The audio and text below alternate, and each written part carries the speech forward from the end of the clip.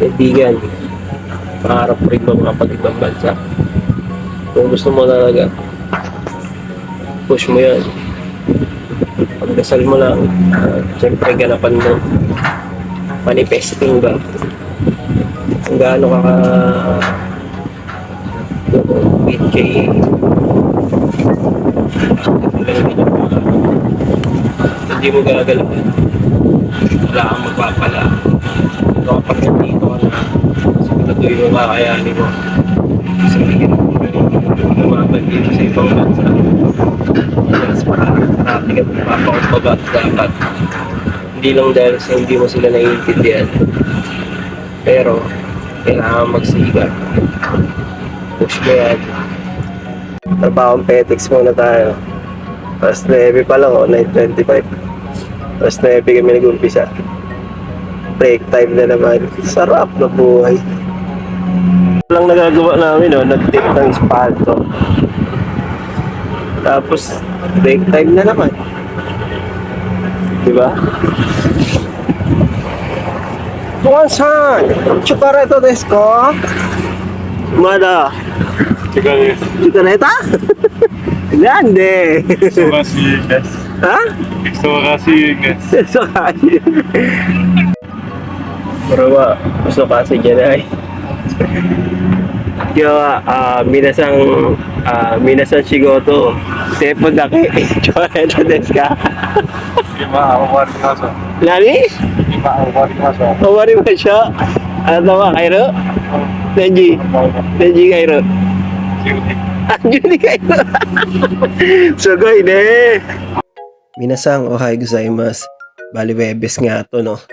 At bukas, rest day natin. Kasi next week nga, ay ubong Yasumi dito sa Japan. Kumbaga, parang 1 week yata ay na walang pasok. Pero hindi pa natin alam kasi baka magbago yung schedule. Tulad nga nito, dapat linggo yung day off natin, no? Pero, nalipat siya. Naging Biyernes ang day off natin. Sabado, linggo may pasok tayo.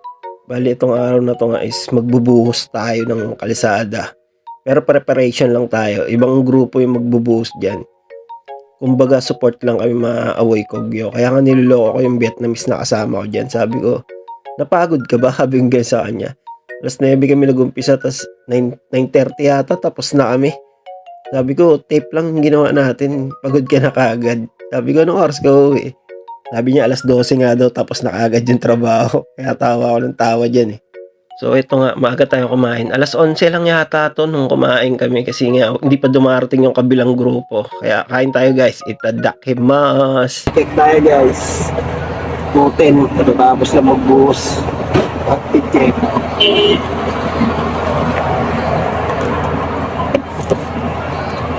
Tapos na ang trabaho.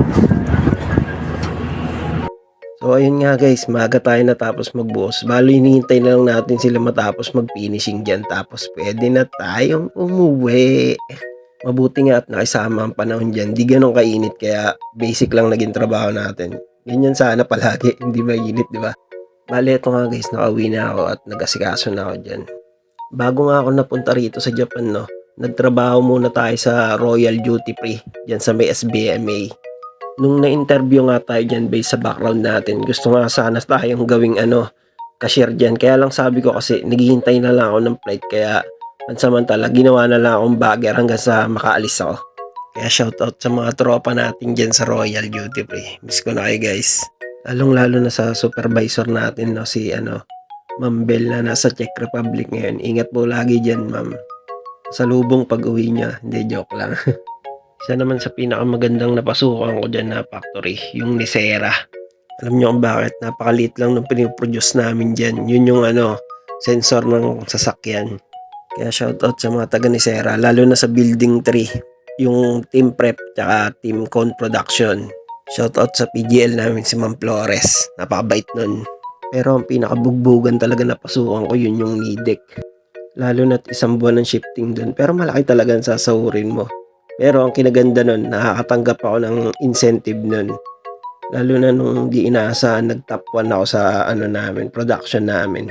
Kaya shoutout sa mga naging Manchester dyan sa Nidec. At mga tropa natin Nidec din na nasa ibang bansa na ngayon. Ingat kayo palagi guys.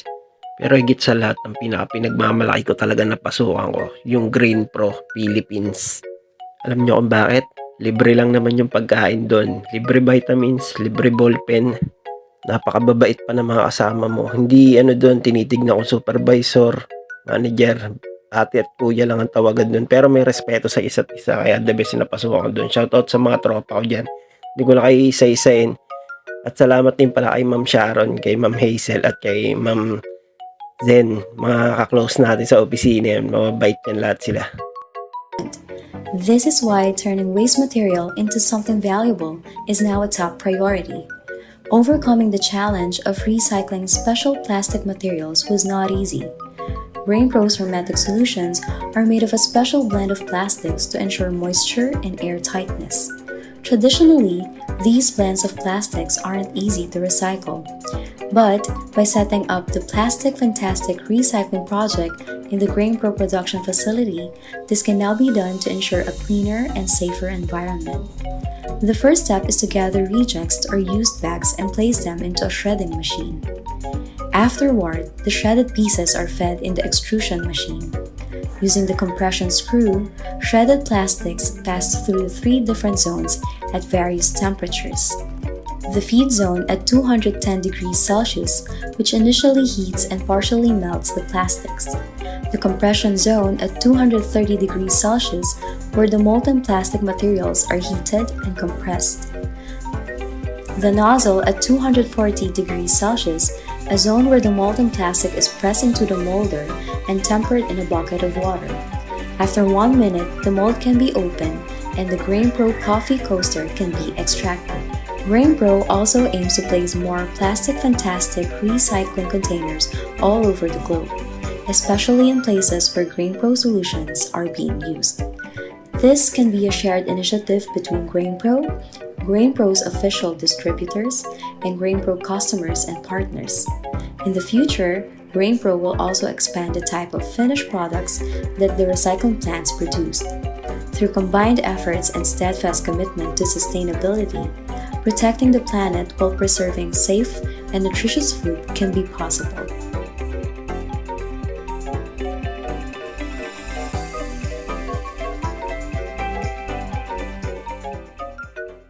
Bali yan nga ang product sa GrainPro, plastic storage.